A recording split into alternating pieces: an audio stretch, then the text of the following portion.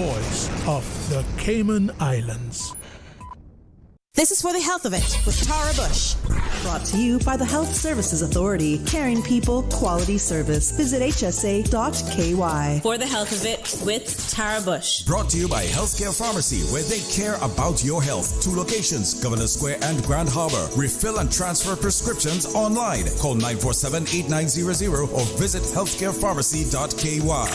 Also brought to you by Cayman Medical Center, Cayman's most awarded private medical clinic. And UHealth, International University of Miami. World-class healthcare in the heart of Miami. The Light Room, your holistic sanctuary for physical and mental restoration, repair, and rejuvenation. The power that made the body heals the body. 38 Pasadora Place, Georgetown. Find us online at www.thelightroom.ky or call 938-HEAL.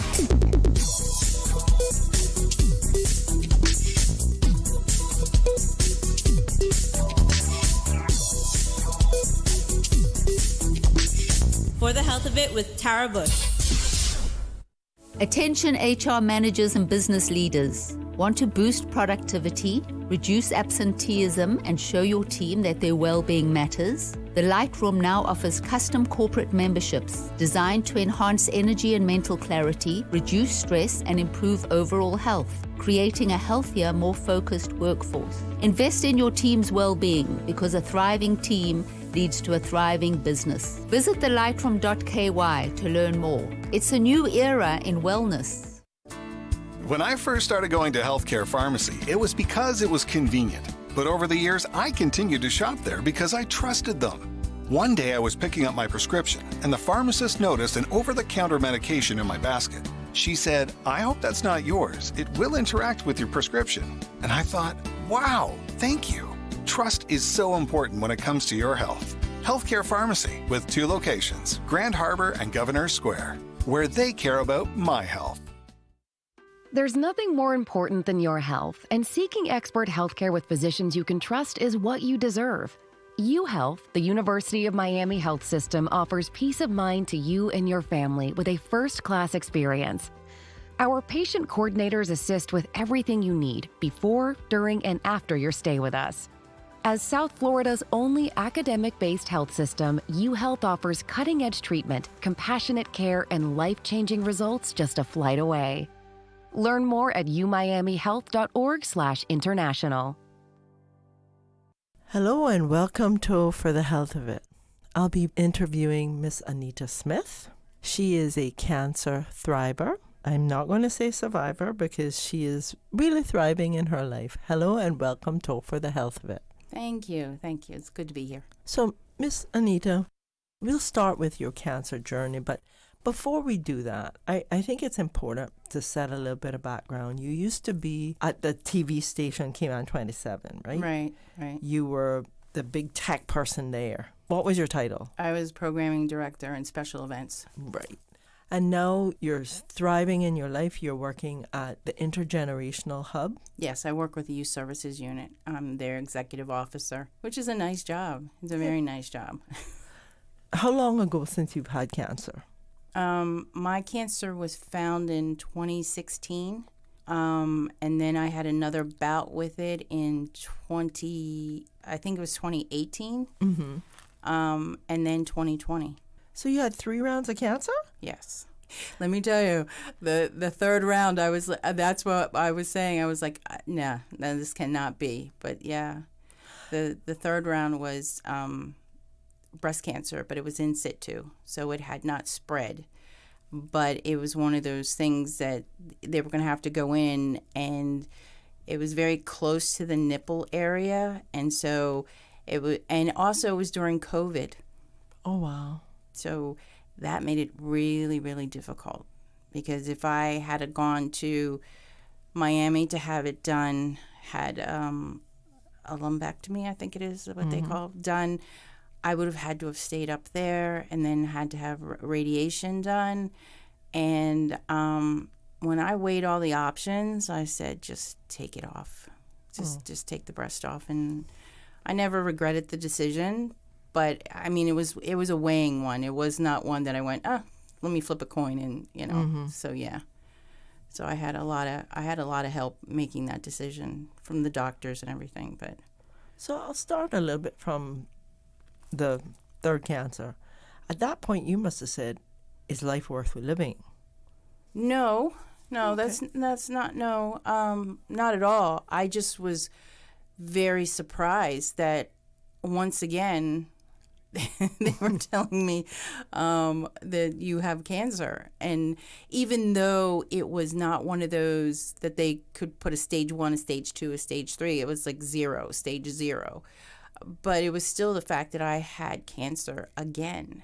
And I just, I was, it was a bit daunting to hear that I had breast cancer, but I was just like, okay, you've gone through this twice. You can do this again. And this one has not spread anywhere.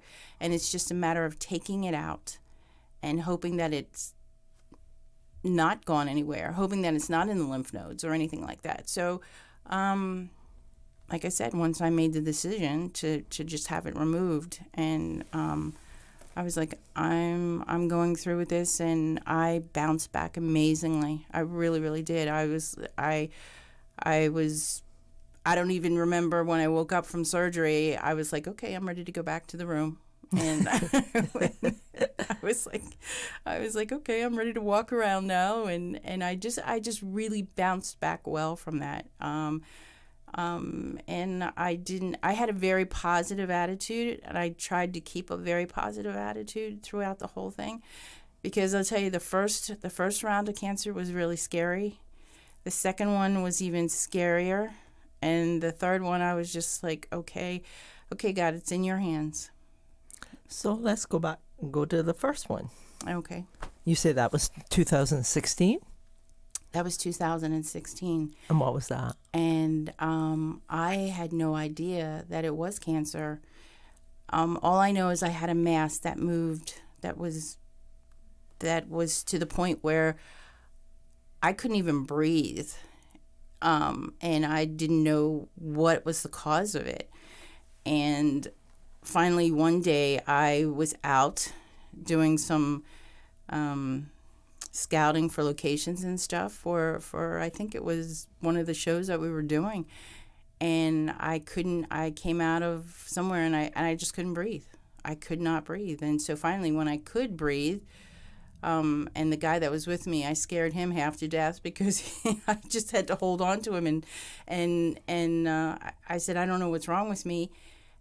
And finally, when we did get back to the station, I did go to the hospital, and they thought it was asthma, possibly asthma, and I hadn't had asthma before, but they said, well, it's not uncommon to have adults have onset of asthma. But then I had it happen again within like a couple of days, and I went back, and it was a different doctor, and he looked at it, and he did a CT scan, and he found that I had two, Tumors?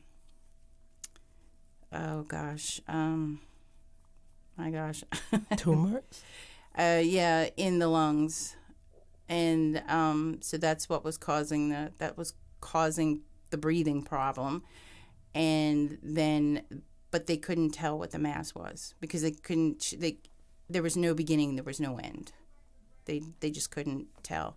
So they brought in a medical internist, and she said, no, you have 4 of these tumors.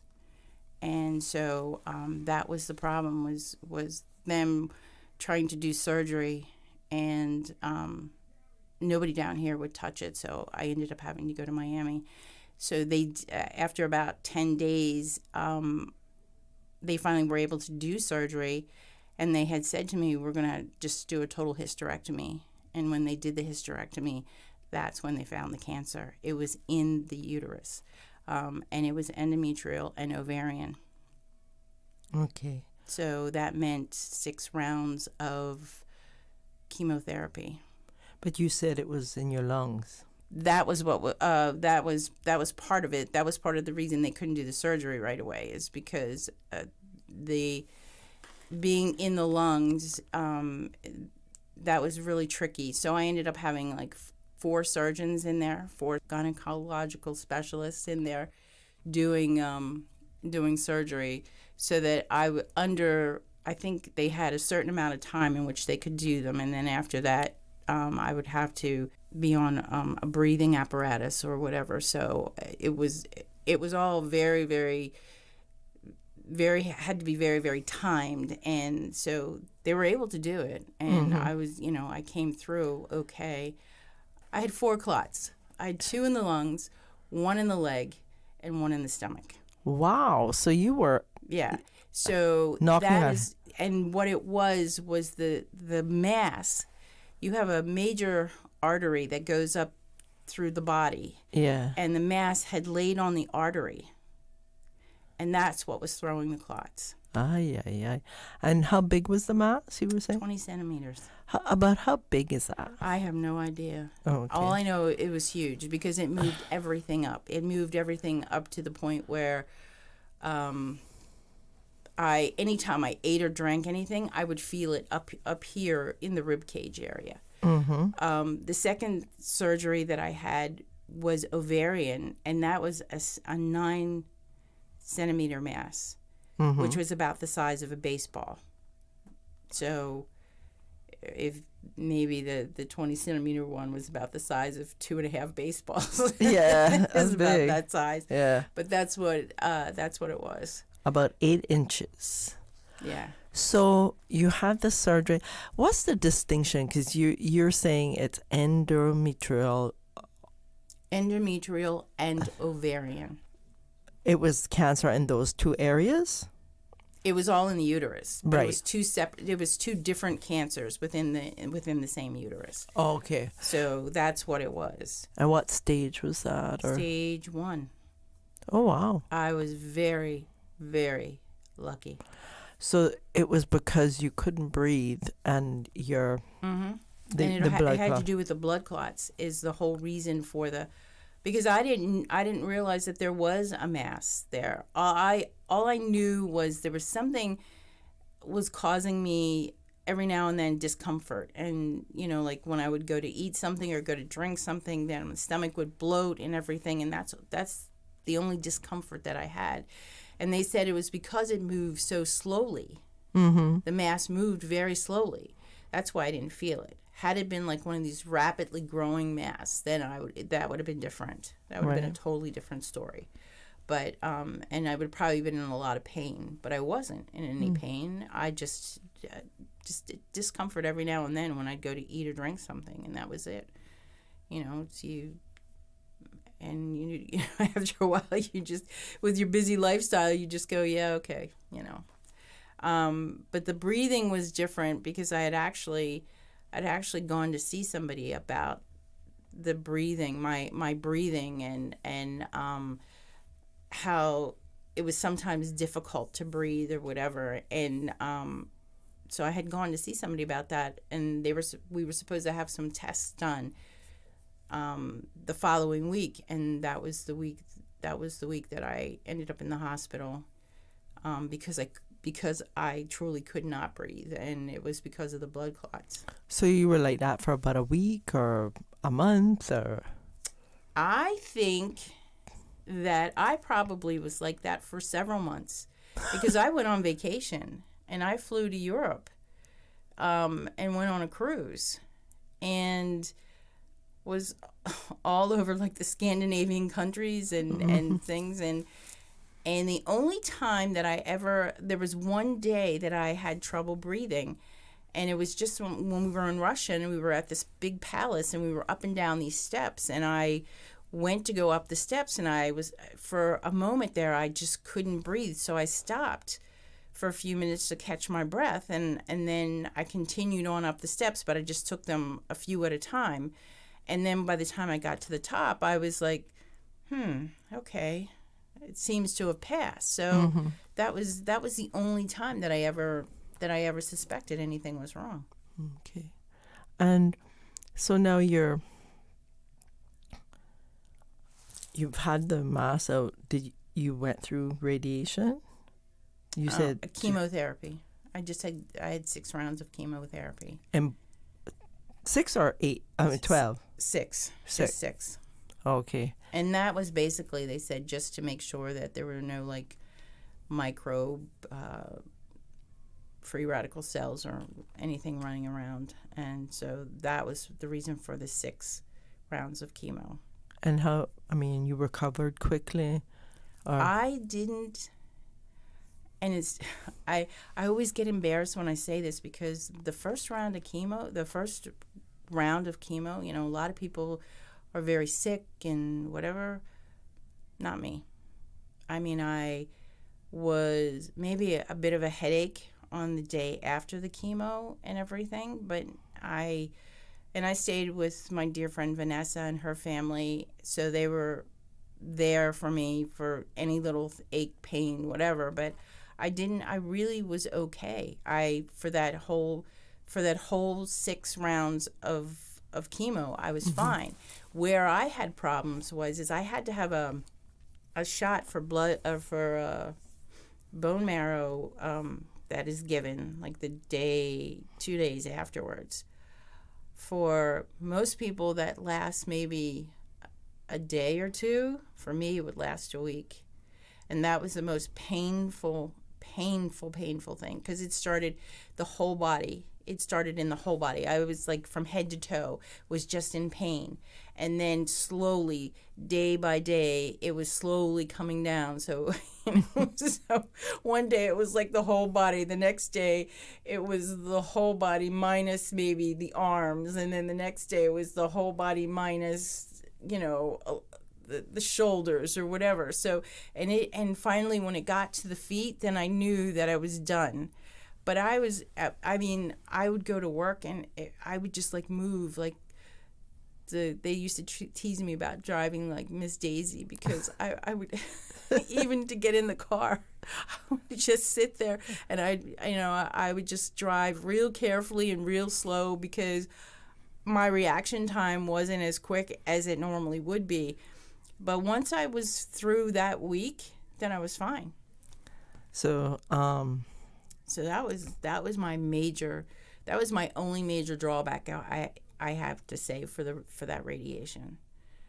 Chemo. For the chemo. Yeah. Yeah. So that is, and just to clarify for our audience, that bone marrow injection is usually given after chemo.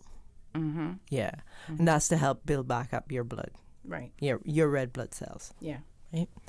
So there was no lasting effects from your chemo. You're swimming along in your life, and no, because even the little bit of neuropathy that I had the first time, it was gone after I finished with the chemo.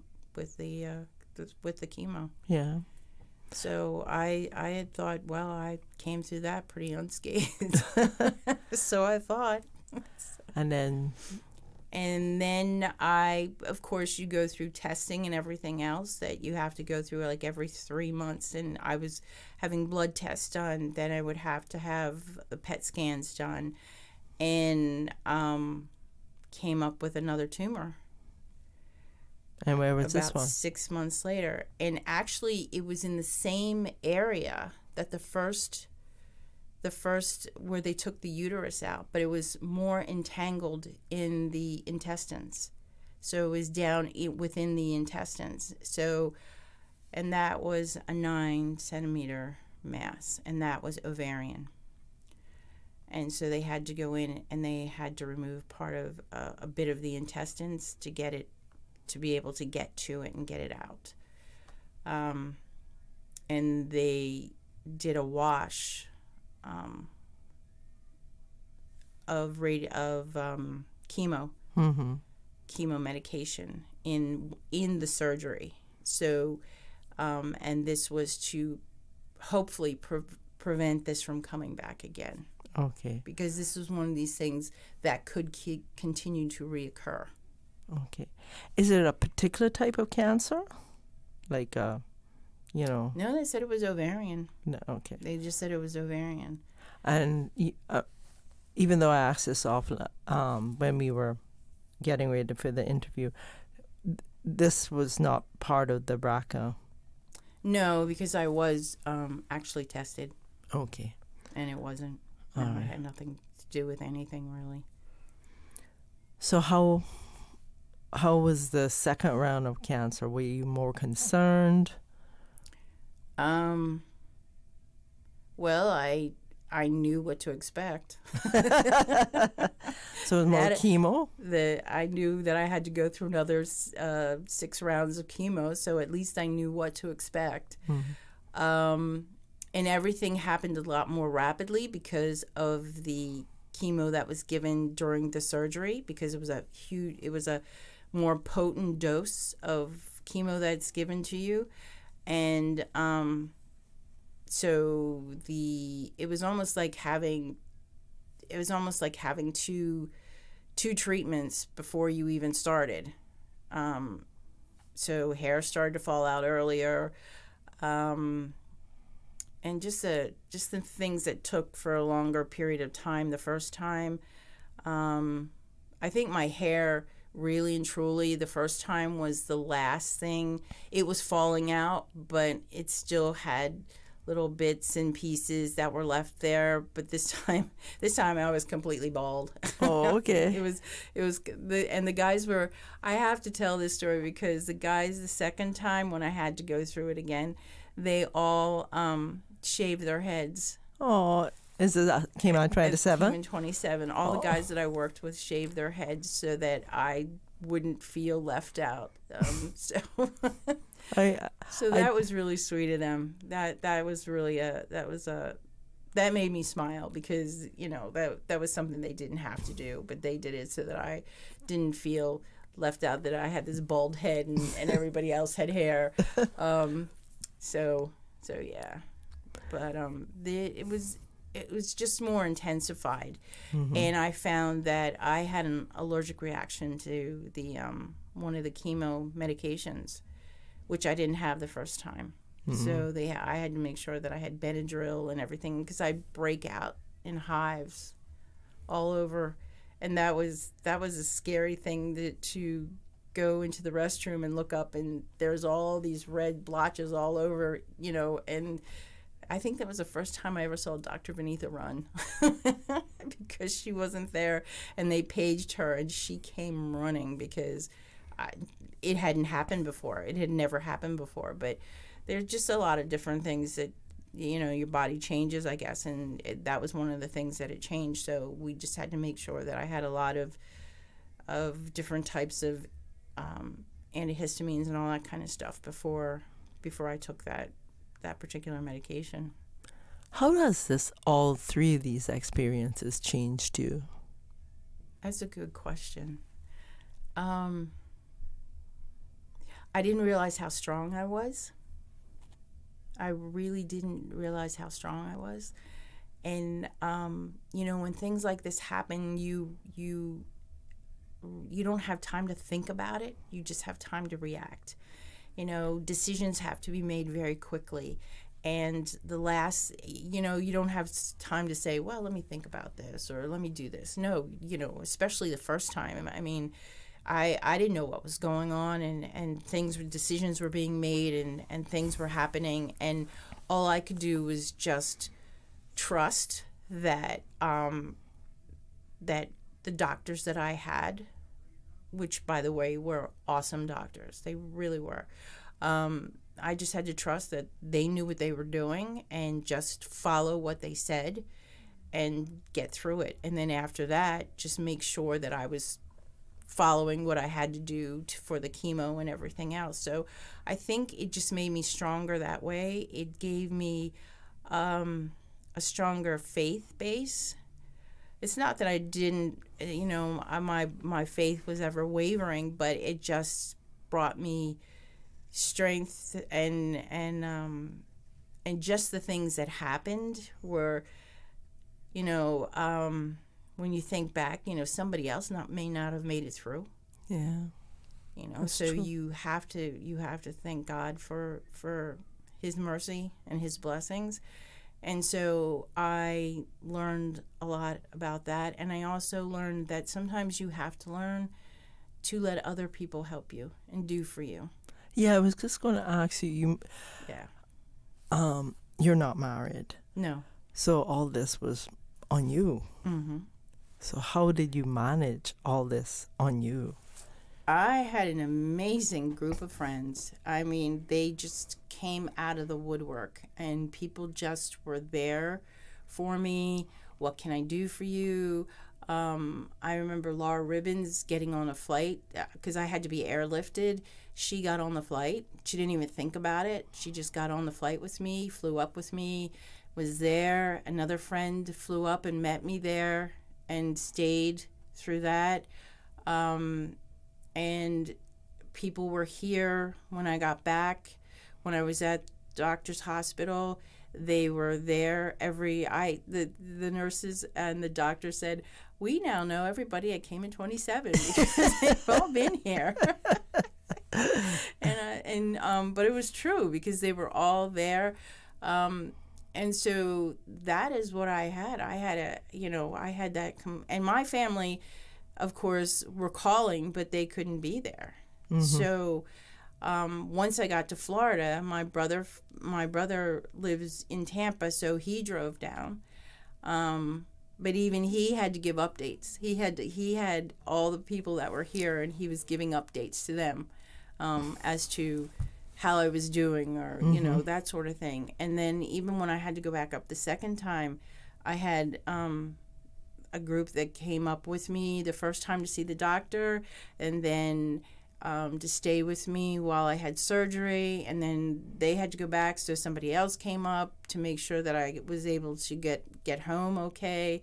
And then whenever I had a visit, they were all fighting over who was going to come with me because I have to say that Dr. Lambro was an Adonis. He was truly an Adonis. So everybody wanted to see Dr. Dreamy. So yes, and that's what the nurses called him in the hospital. That wasn't I heard that the one day and I just laughed. It was Dr. Dreamy and Dr. McSteamy, and so yeah. That's the Grey's Anatomy Anatomy, yes, reference. And so yeah, those were my doctors. So what would you want people to know? Like, how do you keep strong and believe in yourself and not give up? Because you never had cancer once, twice, but you had it 3 times. Yeah. I get that from my mother, and I did thank her at one point in time. Because I said, Mom, I said, you're an amazing woman. You raised 5 kids. Dad was in the military, so there was a lot of times that you were on your own, and even as she got older, she kept the family going, and I did. It was probably one of the last conversations I had with her before she did pass away. But I learned from her that life isn't always going to go your way. So you're going to have to figure out what's best for you. And I mean, there are times that, yes, I have to say, I have felt sorry for myself, because everybody does. I mean, whether you say it out loud or you admit it, okay, you do feel sorry for yourself. But I think it's just knowing that you have to keep going. You have to keep going. And life is too short to just sit there and wallow. And that, no matter what it throws you, you're going to have to do something, that in my case, I want to do something as positive as I can and keep as positive as I can. Okay. Thank you so much. You're welcome. You've been listening to me interview Anita Smith on For the Health of It. We are moving you to the life you want. Attention HR managers and business leaders. Want to boost productivity, reduce absenteeism, and show your team that their well-being matters? The Lightroom now offers custom corporate memberships designed to enhance energy and mental clarity, reduce stress, and improve overall health, creating a healthier, more focused workforce. Invest in your team's well-being because a thriving team leads to a thriving business. Visit thelightroom.ky to learn more. It's a new era in wellness. If you or your loved one is facing cancer, only Sylvester will stand firmly by your side at every step, from diagnosis through survivorship, providing you and your family peace of mind and assisting with everything you need before, during, and after your stay with us. Sylvester Comprehensive Cancer Center is South Florida's only NCI-designated cancer center and specializes in treating the most complex cancer cases. Your first-class cancer care is just a flight away. Learn more at sylvester.org. When I first started going to Healthcare Pharmacy, it was because it was convenient. But over the years, I continued to shop there because I trusted them. One day I was picking up my prescription, and the pharmacist noticed an over-the-counter medication in my basket. She said, "I hope that's not yours. It will interact with your prescription." And I thought, wow, thank you. Trust is so important when it comes to your health. Healthcare Pharmacy with 2 locations, Grand Harbor and Governor Square, where they care about my health. This is For the Health of It with Tara Bush. Brought to you by the Health Services Authority. Caring people, quality service. Visit hsa.ky. For the Health of It with Tara Bush. Brought to you by Healthcare Pharmacy, where they care about your health. 2 locations, Governor Square and Grand Harbor. Refill and transfer prescriptions online. Call 947-8900 or visit healthcarepharmacy.ky. Also brought to you by Cayman Medical Center, Cayman's most awarded private medical clinic. And UHealth, International University of Miami. World-class healthcare in the heart of Miami. The Light Room, your holistic sanctuary for physical and mental restoration, repair, and rejuvenation. The power that made the body heals the body. 38 Pasadora Place, Georgetown. Find us online at www.thelightroom.ky or call 938-HEAL.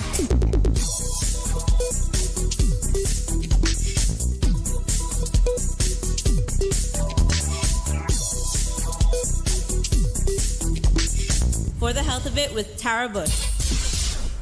Covering Little Cayman, Cayman Bride. Cover me. Radio Cayman in the Cayman Islands.